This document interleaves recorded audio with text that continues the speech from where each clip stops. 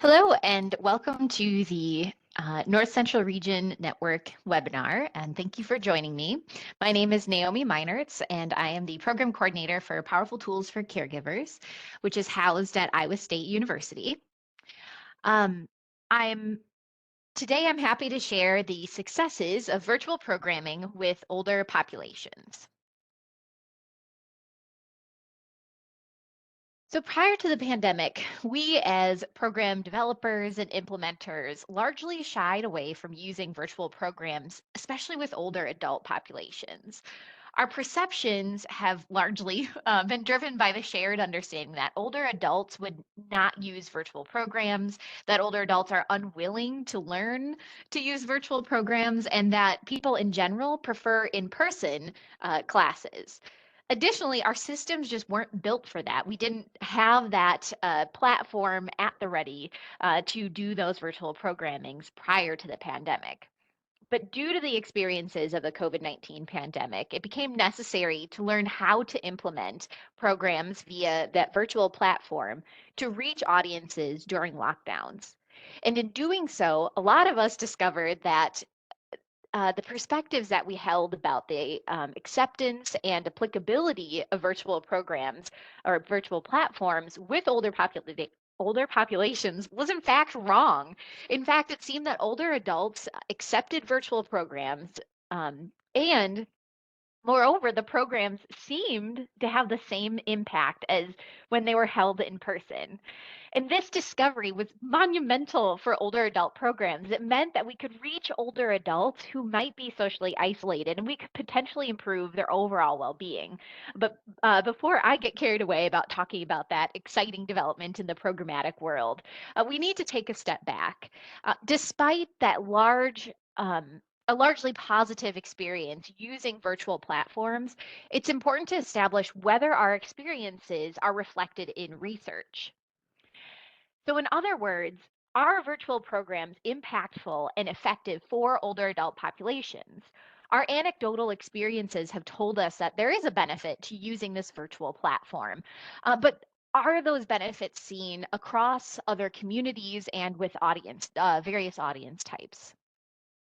So, in an effort to answer that question, today we're going to review some of the recent literature on virtual and in person implementation of programs with older populations. However, small caveat here, it's not extensive, it's not a deep dive into the lit, but it is kind of a cursory glance at what's been done since the pandemic. Then I'll use program data from the Powerful Tools for Caregivers program, PTC, to provide an example of that reflects the benefits of virtual programming, specifically for older adults and their care partners. And finally, we'll by discussing the potential issues and challenges of virtual programming and the ways that we can address those issues.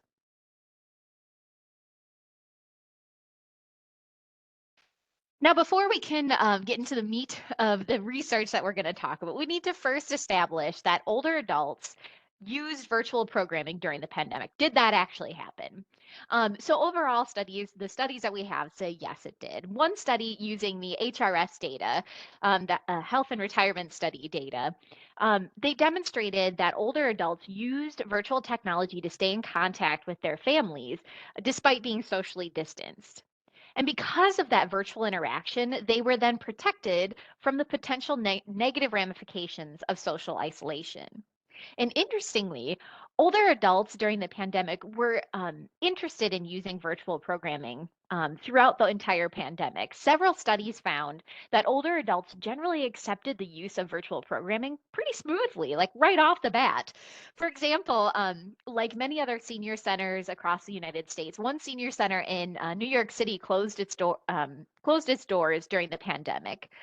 But the group that had been using that senior center quickly adapted to using virtual programming. And this group of about 113 older adults seemed to seamlessly make that transition from in-person programming to that virtual platform without a lapse in participation. They had the same attendance as it was before the pandemic hit.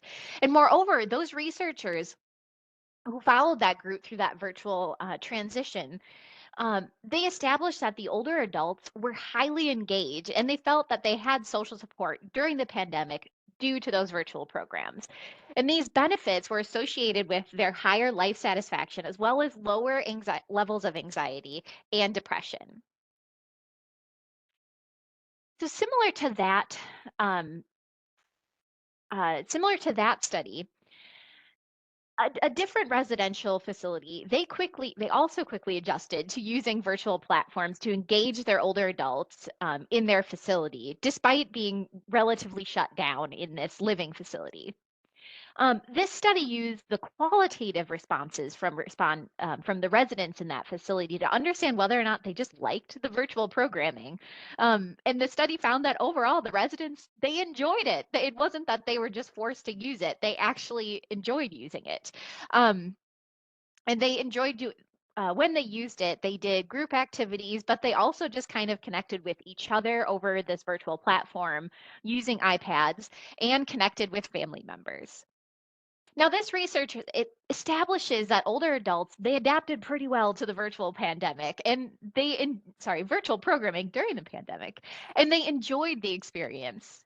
Building on this, some researchers focused on why older adults seem to enjoy the experience, and frankly, their results shouldn't surprise you because they seem pretty similar to why maybe some of us like the virtual world.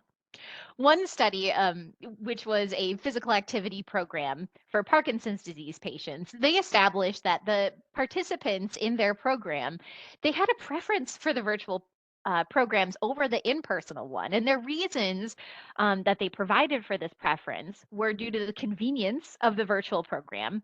Being able to stay at home was a huge benefit instead of trying to go out, navigating transportation issues. So those barriers that are sometimes there for in-person programs weren't there for virtual programs. And once they were done with the class, they could just walk away into their kitchen, being at home. Now, another study that they found that although the program was online, the participants mentioned enjoying the group activities specifically, meaning that that group atmosphere that a lot of us associate with that in-person program and those types of activities, it wasn't lost in the online setting. You can still have that interpersonal connection despite it being a virtual setting. So at this point, we've established that these programs, the virtual programs that were used during the pandemic by older adults, that they were used by older adults and they enjoyed them for much of the same reasons that a lot of us enjoy the virtual life that we lead now. But now, we need to identify if virtual programming was actually effective, despite not having that in-person connection. So they liked it, they used it. Was it effective? Did we find the same results as if the programs were in person? So, using the studies that I've just previously mentioned here, it appears that the programs produced similar results to that of the virtual programs produced similar results to what those studies had found for in-person classes. That in specifically for some of them, that older adults improved on their physical health, their well-being, which included their social isolation or their ratings of social isolation and lower depression. But unfortunately, these research articles are far and few between that establish this comparison between virtual and in person. So, to provide one example, we're going to turn to the program data from the Powerful Tools for Caregivers program that demonstrates the impact of of the virtual version of PTC. So first, I wanted to provide you just a little bit of background on what PTC is before we move forward. So, Powerful Tools for Caregivers is a 6-week class series that supports caregivers in practicing self care so that they can take on the care of someone else, such as a friend or a relative. The PTC 6-week class series it gives caregivers the tools to reduce their own stress, to improve their confidence, practice self care, to practice setting goals and problem solving, practicing communicating their feelings and their needs effectively. It also gives them the tools to make tough care decisions, as well as helping to locate local resources.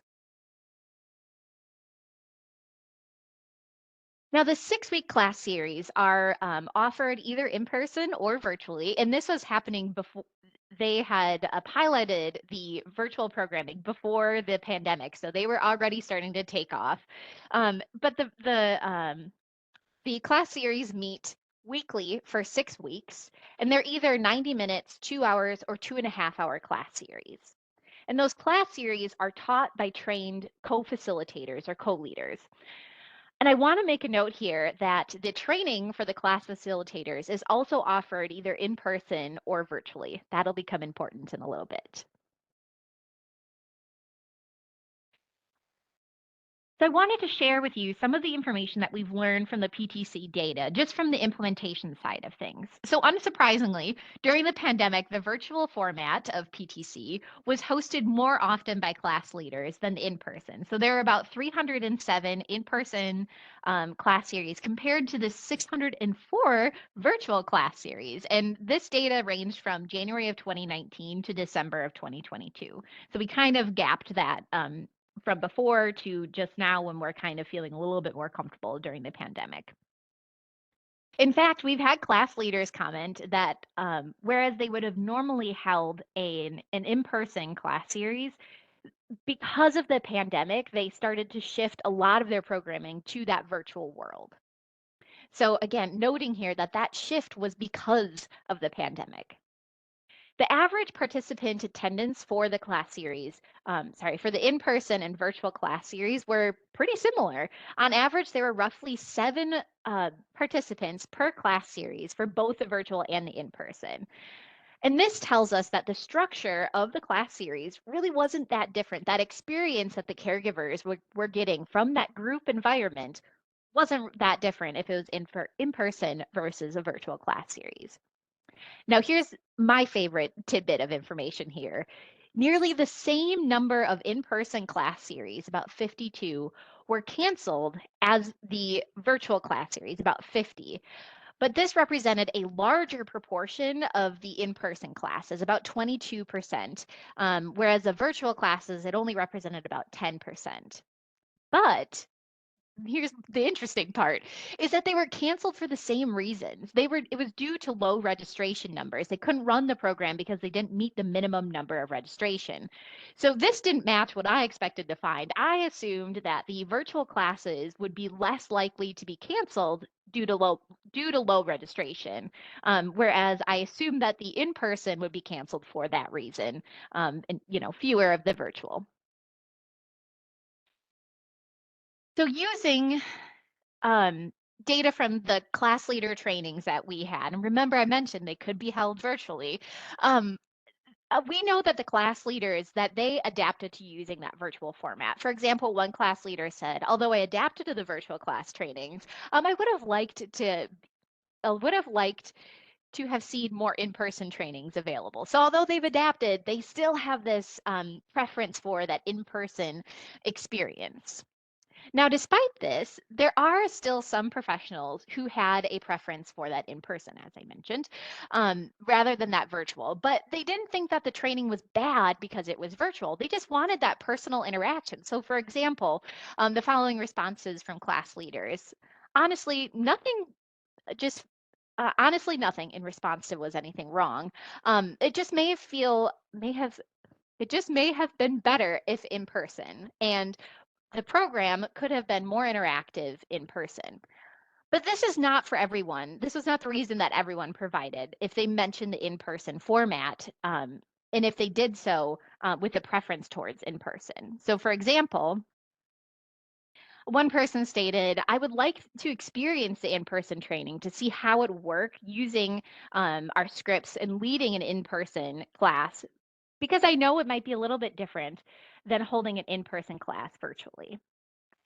So um, now that we've established that PTC can be used in that virtual setting, and it seems like it's been pretty well accepted by both participants and class leaders, except for that feeling of maybe just wanting that in-person class, we can dive a little bit deeper into identifying whether or not the class series is effective for both in-person and virtual formats. So, a recent study conducted by Dr. Dahi Kim found that in person class series in rural and urban settings were effective in addressing caregiver outcomes. In fact, this research established that caregivers from more rural areas showed greater impacts on caregiving outcomes, such as their self care and their positive coping skills. So that establishes that PTC, it's an effective program in what it sets out to do in improving caregiver self care and improving coping skills. But now we need to reach back into a little bit of older data to demonstrate that PTC works equally well for virtual programs. In a study from 2021 by Dr. Survey, um, she conducted an analysis to compare the in-person class series to the virtual class series. And in that comparison, there were about 72 caregivers who took the in-person class and 42 who took the virtual class series. They found that not only was there no difference in the attendance for the two platforms, but that there was no difference in the report of the depression levels or their caregiver self efficacy. So, this means that PTC virtual series is equally as effective as the in person class series, and that the leaders who co lead these can expect to have the same attendance for both class formats. So, pretty mind blowing there. I think that's great. um, so, although I've been touting that virtual programming during this presentation, I think it's necessary that we also look at the potential challenges of virtual programming. Now, I don't have the answers to how we solve these challenges, but I do think they need to be considered when contemplating virtual programming and addressing those potential barriers that we as implementators or program developers need to consider when we're going to start developing virtual programming and using it in our communities. So the first challenge I wanted to mention that comes front and center to my mind is rurality. For those of us who have lived and worked in rural environments, we know that life can kind of be challenging sometimes because of that rurality. And this is specifically true for caregivers as well as older adults. So for example, there are issues of reduced availability and access to resources or potentially for long-term care services. It can be difficult to find support groups that are specific to your issue or your caregiving situation. And also, there are transportation issues. In some ways, we might actually consider those issues in rural areas as a prime reason of why we should do virtual programming with that population. But virtual programming can be challenging in those rural areas. And for the main issue, the major issue of internet access, limited internet access. That limited internet access in rural communities has become such a huge issue that policymakers have recently contemplated classifying internet access, quality internet access, as part of an essential infrastructure item. But even if you have access to internet in rural areas, that doesn't always mean that it's reliable. Meaning you might be able to connect to a virtual program, but you might not be able to participate fully, meaning having your camera on, maybe the audio might be messed up. One suggestion I saw in literature was to rely on local libraries as a resource for stable internet connection, which, maybe during the summer months might be okay for some people. But that problem circles back around to that original issue of transportation. So again, I don't have the answer here, but rurality is a major concern, and it's one that would potentially limit our ability to conduct virtual programming in those areas. The second challenge is the lack of technology knowledge. And that's for participants who may not have been in situations that have asked them to become more comfortable using technology. So, although a lot of us may have become a little bit better using technology due to necessity, there's still a slight gap in knowledge and comfort using that technology. And this is especially true for older adults.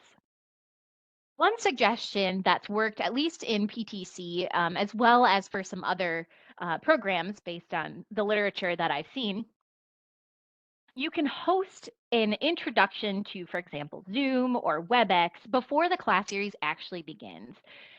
In fact, one study that I found explored the idea of having a tutorial of using that platform and found that it actually helped the older adult utilize that virtual programming um, during the activity, during the program, uh, and they got more out of the program, and they were able to use that platform later on with friends and family.